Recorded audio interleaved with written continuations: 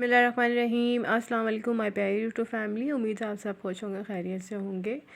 आप सबको बहुत बहुत रमज़ान मुबारक। अच्छा, मैं आज आपको बहुत ही मज़ेदार से मूंग दाल की जो है ना वो दही बड़े बनाना सिखाऊंगी, जो कि बहुत ही मज़ेदार से बन के तैयार होते हैं। तो हम बनाएंगे इसको मूंग की दाल के आटे से। ठीक है, ये मिल जाता है पिसा हुआ किसी भी स्टोर से। ठीक है, उससे पहले मेरे चैनल को सब्सक्राइब करें, बेल आइकन को दबा दिया करें, लाइक एंड कमेंट ज़रूर किया करें। चला है रेसिपी कार्ड की तरफ चलते हैं। अच्छा, इसके साथ जो है वो मैंने चाट मसाला भी इसका बनाया था, दही बड़े मसाला और इमली की चटनी भी। ये देखिए माशाल्लाह कितने ज़बरदस्त से बन के तैयार हुए हैं। इतने अच्छे बनते हैं घर में, बिल्कुल नीट एंड क्लीन तरीके से। बाहर पता नहीं किस तरह के मिलते हैं, बहुत अच्छे बनते हैं। आप एक दफ़ा बना के जो है ना इसकी बढ़िया जो है इसके बड़े जो होते हैं वो आप बना के रख लें। ये देखिए मसाला कितना ज़बरदस्त सा बन के तैयार है, और मसाले की भी हर एक चीज़ आपके घर में मौजूद हो सकती है। ठीक है, क्योंकि इसमें बहुत ही बेसिक मसाले हैं, बहुत कुछ डालने की इतना ज़रूरत नहीं है। ये देखें चटनी मैंने बनाई थी इमली की, बहुत ज़बरदस्त सी। अब चले मसाला बनाते हैं हम। साबुत मिर्चें हैं गोल वाली 8 से 10। ठीक है, 2 खाने के चम्मच जो है वो ज़ीरा है।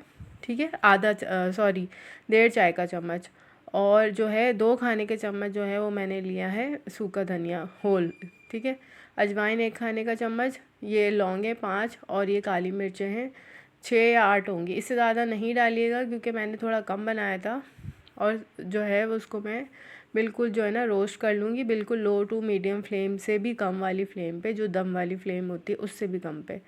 ठीक है, इन सारी चीज़ों को जो है ना हमने क्या करना है, हमने जो है ना इसको रोस्ट करना है। बिल्कुल जो है इसमें से बहुत अच्छी सी ना एक अरोमा सा निकलेगा, बहुत ज़बरदस्त सी खुशबू आएगी।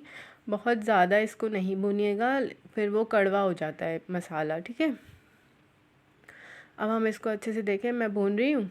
तो अब ये है कि अब मैं मुश्किल से मुझे लगे होंगे 6 से 8 मिनट, बहुत ज़्यादा 6 मिनट या 7 मिनट। ठीक है, हार्डली, क्योंकि जो है ना पहले मैंने पैन का चूल्हा जला लिया था, उसके दिन बाद में मैंने ये सारी चीज़ें डाली थी, लेकिन मैंने बहुत ज़्यादा ना हाई फ्लेम पे नहीं रखा था उसको।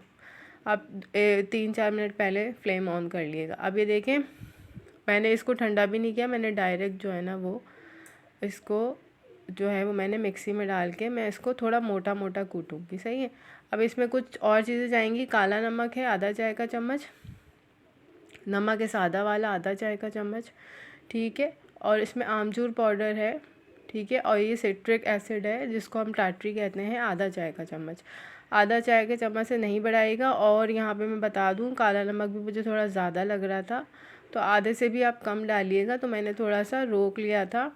अच्छा, अभी तो रमज़ान शुरू हो गए, तो आप कोशिश करें कि अफ्तार के बाद बना लें, तो चख के बनाइएगा, तो नमक वगैरह आपको अंदाज़ा हो जाएगा। ठीक है, अब ये देखें मैंने पीस लिया, इस तरह का पिसेगा ये, बहुत ज़्यादा ना बारीक है ना मोटा है, नज़र आ रहा है। अभी हम आते हैं इमली की चटनी की तरफ। 100 से 150 ग्राम के दरमियान जो है ना वो आप इमली ले लें, और ये गर्म पानी 1 कप के बराबर। इसको मैंने क्या किया था कि मैंने इसको भिगो दिया था आधा घंटा। आप अगर आप गर्म पानी यूज़ नहीं कर रहे तो इसको 1-2 घंटे भिगो दें सादे वाले पानी से। ठीक है, जो हमारा नॉर्मल रूम टेम्परेचर पे जो पानी होता है। अब देखिए इस तरह का हो गया, क्योंकि मुझे थोड़ी जल्दी थी इसलिए।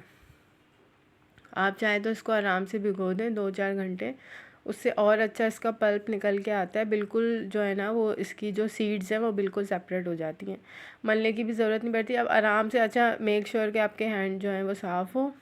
ठीक है, और इसको हम हाथों से इस तरह से मलते हुए, और मैं इसको क्या करूँगी, मैं इसको छान लूँगी छन्नी की मदद से। अच्छा, इसमें कोई ये नहीं आप सोचिएगा कि गाढ़ा गाढ़ा ही हमने पेस्ट डालना है। आप चाहे तो ऊपर से पानी भी डाल सकते हैं। मेरे पास वो क्लिप मिस हो गई, मैंने ऊपर से भी थोड़ा सा पानी डाल के इसको और अच्छे से सारी जो है ना इसकी क्लियर कर लिया था ये सब कुछ। ठीक है, पतला होता है तो हो जाए, वो हम बाद में एडजस्ट कर लेंगे इसको पका के, वैसे भी थोड़ी पकेगी चटनी। ठीक है, अब ये देखिए आपको लग रहा होगा कि इसमें इसके बाद मैंने फिर पानी भी डाला था उसके ऊपर ही, गुठलियों के ऊपर, और इसको अच्छे से मल के इसका और पल्प निकाल लिया था। अभी एक पैन में मैंने ले लिया, और मैंने जो है ना अब इसमें लाल मिर्च डाल ली है आधा चाय का चम्मच, अदरक का पाउडर आधा चाय का चम्मच, ज़ीरा पाउडर है आधा चाय का चम्मच। ठीक है, काला नमक और सफ़ेद नमक है आधा आधा चाय का चम्मच, और लाल मिर्च आधा चाय का चम्मच।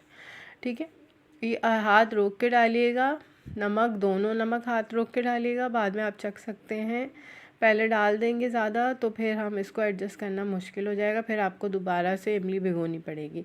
गुड़ डाला 2 खाने का चम्मच। अच्छा, एक चीज़ इसमें मिस हो गई है मुझसे, इसमें अगर मैंने इतना गुड़ डाला है तो तकरीबन मैंने इसके अंदर चीनी भी डाली थी, 3 से 4 खाने के चम्मच आप ज़रूर डालिएगा चीनी भी। और अगर आपको सिर्फ गुड़ से बनानी तो फिर गुड़ थोड़ा बढ़ा दें, ठीक है। गुड़ जो है वो आप कर लें 200 ग्राम के बराबर जो है ना वो गुड़ कर लिएगा, ठीक है। तकरीबन इतना ही जाएगा। अगर आपको जो है ना ज़्यादा मीठा पसंद है, और अगर आप चाहें तो इसके अंदर खजूर भी पीस के डाल सकते हैं। अब मैंने इसको पकाया है 8 से 10 मिनट, ठीक है। 8 से 10 मिनट में इसका ये कलर हो गया। अच्छा, इमली को ना पका लिया करें वरना वो बहुत ज़्यादा गले में फिर लगती है। अब मैंने कॉर्नफ्लोर घोला है 1 चाय का चम्मच, ठीक है। इससे ज़्यादा नहीं घोलिएगा वरना बहुत ज़्यादा थिक हो जाएगा और ऐसा जमा जमा सा हो जाएगा। हमें थोड़ा सा रनी रखना है, लेकिन बहुत ज़्यादा रनी भी नहीं रखना। अच्छा, ये वाली क्लिप भी मुझसे मिस हो गई। अब ये देखें, इसमें जो है ना मैंने इसके अंदर मैं डालूँगी कॉर्नफ्लोर। वैसे तो पक पक के खुद ही इतनी गाढ़ी हो गई, कम हो गई।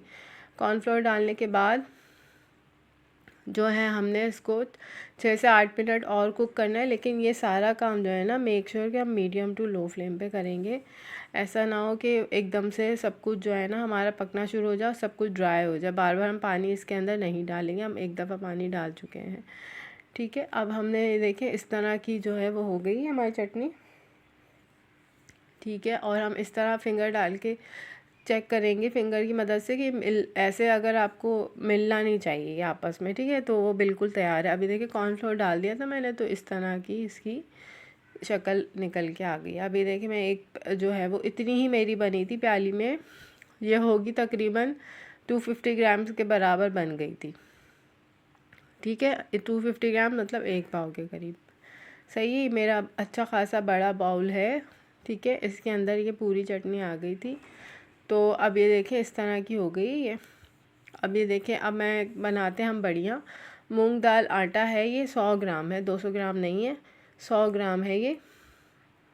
1 कप 250 ग्राम्स के बराबर होता है 1 कप का, ठीक है। अब हमने इसमें ग्रेजुअली पानी डालना है, एकदम से हमने ज़्यादा नहीं डालना पानी, क्योंकि हमें पता ही नहीं होता कि ये कितना पानी लेगी दाल, क्योंकि पिसी हुई दाल है तो जाहिर सी बात है दाल पानी पीती है, ठीक है। अब हमने इसको क्या किया, हमने मिक्स करना है अच्छे से।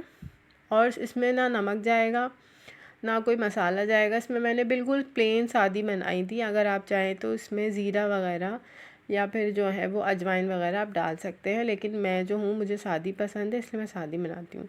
अच्छा, नमक हम नहीं डालेंगे, नमक हम जब इसको भिगोएंगे, ठीक है, तो नॉर्मल पानी में हम फिर जो है वो बड़ियों को जब हम इसकी भिगोएंगे तो हम डालेंगे। अब देखिए आराम आराम से मैं पानी डाल रही हूँ, और हमने ना इसको थोड़ा अच्छे से फेंटना है, 2 से 4 मिनट फेंट के, और इसको ना हम साइड पे रख देंगे, ठीक है।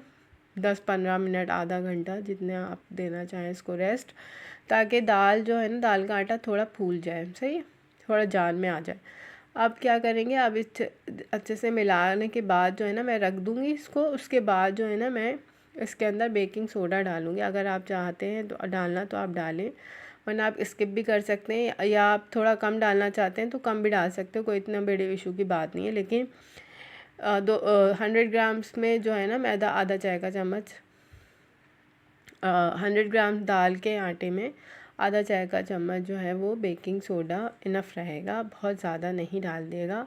अगर आप चाहें तो इससे भी आधा कर सकते हैं, कोई इतनी बड़ी इशू वाली बात नहीं। आप देखिए डालते ही कैसा इसने अपना जो है ना वो टेक्सचर जो है ना वो चेंज कर लिया, एकदम से जो है ना फोमी सा हो गया ये। अच्छा, अभी मैं प्याली में पानी लेके ना इसको आपको चेक करके भी दिखाऊंगी। ये फ्लोट करना चाहिए, ऊपर ना तैरना चाहिए, इट मीन्स कि इसके अंदर एयर है, ठीक है। हमने बेसिकली इसको इतना विस्क करना है कि इसमें एयर जो है ना वो आ जाए।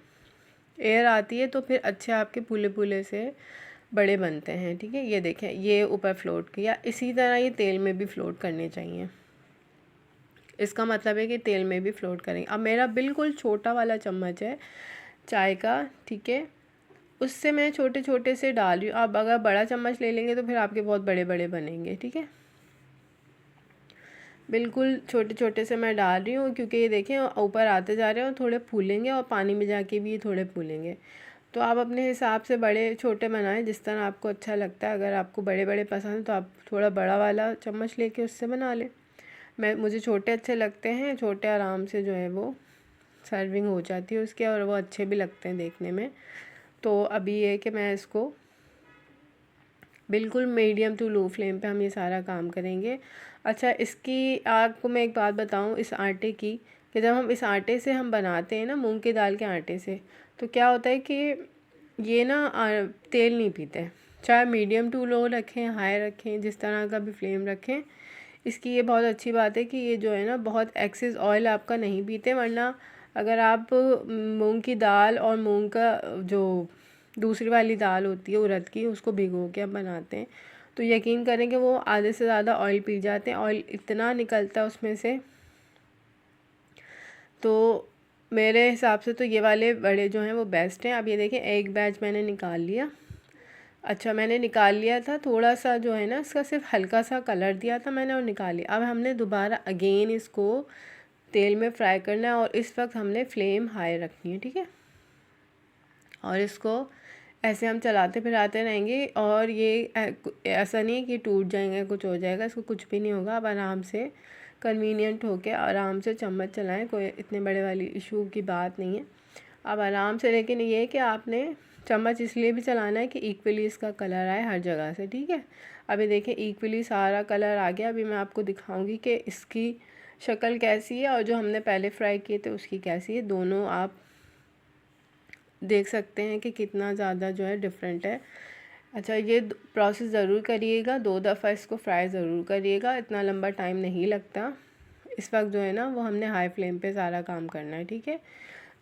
और ये देखें, अभी मैं आपको चेक करवाती हूँ। ये देखें, ये वो वाले हैं जो हमने फर्स्ट में फ्राई किए थे, और ये सेकंड वाले हैं, ठीक है। अब हमने दोबारा से जो है वो वाले भी फ्राई कर लिए थे, ठीक है। अब पानी लिया मैंने 1 प्याली के बराबर, प्याली तो नहीं, ये मेरा बाउल है अच्छा खासा बड़ा है। नमक है 1 चाय का चम्मच, आपको अच्छा लगता है नमक तो आप डाल दें, वरना कोई इतने बड़े इशू की बात नहीं। अच्छा, गर्म पानी नहीं लेंगे, गर्म पानी लेंगे तो बहुत ज़्यादा सॉफ्ट हो जाएंगे, और ये 10-15 मिनट में ही फूल जाते हैं। ये देखिए किस तरह के हो गए हैं, और यकीन करें कि इसमें बिल्कुल भी ऑयल नहीं था। आप एक दफ़ा ज़रूर बनाएं रेसिपी, मुझे ज़रूर बताइएगा। और ये देखिए हम इसको, इसने कितना अच्छा सा पानी सोख किया है, इसका मतलब है ये बहुत अच्छे स्पंजी बने हैं, ठीक है। बेसिकली स्पंजी बनने चाहिए, वो पानी फिर पीते हैं, अदरवाइज़ वो पानी नहीं पीते, वो बहुत हार्ड हो जाते हैं। अब ये देखें, और इसका मतलब ये भी है कि ये बहुत अच्छे फ्राई हुए हैं, इस पर बहुत अच्छी एयर बना है, ठीक है, इसलिए ये बहुत अच्छे से पानी सोख कर रहा है। इसी तरह ये दही भी सोख करेगा। और मेक श्योर करा करें कि उसी वक्त बना के उसी वक्त सर्व नहीं करें, तकरीबन 2-3 घंटे पहले बना के इसको फ्रिज में रख दें, ताकि अच्छे से दही सोख कर ले, सही है, जिस तरह इसने पानी को सोख किया है। अब ये मेरे पास ½ kg के बराबर, आधा किलो के बराबर, 500 ग्राम्स के बराबर जो है वो दही है। चीनी है 5 से 6 खाने के चम्मच। आप देख लिएगा, मुझे इतनी जो है ना वो चीनी बिल्कुल ठीक थी, ना बहुत ज़्यादा मीठा था, ना जो है वो बहुत ज़्यादा खट्टा था। अब मैंने इसके अंदर दूध भी डाला है, इसको थोड़ा सा जो है वो रनी करने के लिए, क्योंकि दही बहुत ज़्यादा गाढ़ा होता है। आप चाहे तो इस वक्त थोड़ी सी क्रीम भी डाल सकते हैं, या दही वाले को ही बोलें कि हमें थोड़ा सा जो मलाई वाला दही दें, उससे भी बहुत अच्छा जो है ना इसका जायका आता है। अच्छा, इधर इसमें मैंने दही में ना नमक भी डाला था, सही है, आप चाहें तो डाल सकते हैं, नहीं तो आपकी मर्ज़ी, स्किप भी कर सकते हैं। मुझे नमक वाला दही थोड़ा अच्छा लगता है, बहुत ज़्यादा नमक नहीं डाला था। उससे क्या होता है कि उसकी जो मिठास है ना वो और ज़्यादा आ जाती है, अच्छी उसको कॉम्प्लीमेंट करता है। तो तकरीबन इसमें आप आधा चाय का चम्मच से भी कम, सही, आधा का भी आधा जो है ना आप नमक ज़रूर डालिएगा, या 2 पिंच के बराबर नमक डाल देगा। अब ये देखिए मैंने सारा जो है ना एक ट्रे में, सर्विंग ट्रे में निकाल के बिछा दिए थे, और ये मैंने दही सारा इसके ऊपर पोर कर दिया। अब वो चटनी जो हमने इमली की चटनी बनाई थी, इस तरह से जैसे आपको कन्वीनियंट लगता है, आप चाहे तो इस तरह बना सकते हैं, वरना कोई इतने ज़रूरी नहीं ये सब करना। आप सेपरेट में भी जो है ना इसको सर्व कर सकते हैं चटनी के साथ। और अभी जो है वो, अभी मैं इसके ऊपर चाट मसाला भी डालूँगी, आप देखिएगा बहुत ज़बरदस्त से बन के तैयार हुए हैं। और बहुत मज़ेदार, और सबसे बढ़ के कि बहुत नीट एंड क्लीन। अब बाहर से लेने जाएं तो बाहर तो लगता है जैसे कॉर्नफ्लोर की सारी जो है ना उसके अंदर इतना कॉर्नफ्लोर डाला हुआ होता है, पता नहीं क्या डाला हुआ होता है, अजीब सा जायका हो रहा होता है दही बड़ों का। मैं तो कभी भी नहीं बाय करती, मुझे बिल्कुल पसंद नहीं बाहर के दही बड़े। घर में बहुत अच्छे बनते हैं और बहुत बजट फ्रेंडली हैं। ये 1 पाव जो आटा था मेरे पास, ये 100 रुपीज़ का आया था। ठीक है, आप ज़रूर पता करें अपने स्टोर्स वगैरह पे, आपको मिल जाएगा। अब तो रमज़ान है, हर तरह का आटा आपको, इवन के माश की दाल का आटा भी आपको मिलेगा। चलें, आप मेरे चैनल को सब्सक्राइब कर दें और मुझे ज़रूर से बताइएगा कि किस तरह के बने हैं। ये देखिए माशाल्लाह बहुत अच्छे बने हैं, ज़रूर बनाइएगा। Thanks for watching. अल्लाह हाफिज़।